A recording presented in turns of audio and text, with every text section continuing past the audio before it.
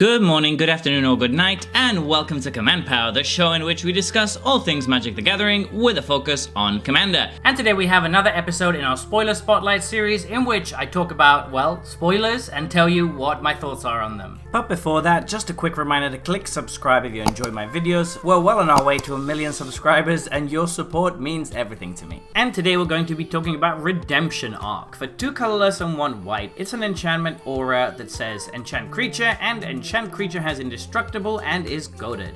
It attacks each combat if able and attacks a player other than you if able, and 1 colorless, 1 white, exile enchanted creature. So this is actually a very interesting effect because it's very flexible and I like what it does in many different situations. To start off, goading something is always interesting in Commander. These kind of cards see play quite a bit. All the impetus cards are cards that people like to put in their deck and that basically act as pseudo removal by removing a problematic creature and making it attack over and over. This particular version of the effect is even more interesting though because it gives indestructible, and that opens up a few new avenues. To start off, it means that you can put this on your own creature if you really want to. There's not much downside if it's a creature that you want to be attacking with over and over anyway. It can be protection in that sense. It can also be good in a deck where your commander is a Voltron commander as an alternate way to give indestructible. The goaded clause doesn't really mean much if you're attacking with the creature anyway, since you can't attack yourself, so it is very interesting that this is a goad effect that is good on your own creatures. That doesn't really happen very often. Giving an opponent's creature indestructible is also fun because it means they feel less bad about the fact that it's goaded. They won't care throwing it forward over and over and over because it can't die anyway, right? So they can't hate you too much and it's going to draw less hate than goad normally draws, which, if you're anything like me, is quite a bit of hate. I am not a fan of goad normally. However, the really interesting part about the card, where it actually stands out a little bit more than other goad effects, is that last clause, exile enchanted creature. This is much more important than it might look initially, and the reason for that is because goad tends to be very bad at one point in the game, and that point is when most players have been eliminated and it's just you and the player who you've goaded. At that point, goad is absolutely useless and meaningless because the creature is going to get to attack you because there's no other opponent that it can attack on the table. It tends to mean that dedicated goad decks have trouble actually winning the game and tend to finish second quite a lot because of course they're built to make people fight against one another, and if those people are all gone, then they have to actually do the dirty work themselves. Redemption Arc attempts to solve this by allowing us to permanently remove the creature that's done all the work for us, thus removing one obstacle to us winning the game. And I think it's a really good approach to the effect. However, it's not going to really be enough if you're playing a dedicated goad deck, because at that point they still have all the other goaded creatures and your deck is just not built to win the game anyway in a 1v1 kind of situation. So I see this more as a card that's good as a goad effect in non-goad decks. I think you'll play this card if you want the indestructible effect on your own creature, and then you'll be happy sometimes when it stops you from being attacked by a massive creature and it makes somebody else keep taking all of that damage. It can also be a really powerful chaos card. If somebody has something really strong that's throwing the table into absolute madness, you can just make sure that that thing doesn't get removed for a while by giving it indestructible, which is going to make things spicy and should obviously curry you some favor with that player as well. So it can be very well used in a political kind of situation. Because of all this, I think that this card has a lot more nuance and flexibility to it than normal goad effects, and I'm all for that, honestly. Goad really needs nuance and flexibility in order to be a fair effect. Most of the time, goad is either completely busted or really useless. There's really not much middle ground with this effect, so it's nice to see a subtle, clever design like this that I think indicates that Wizards of the Coast is going in the right direction when it comes to this effect. Anyway, I really like this card, and I'm definitely going to be trying it out, and that's a first for me because I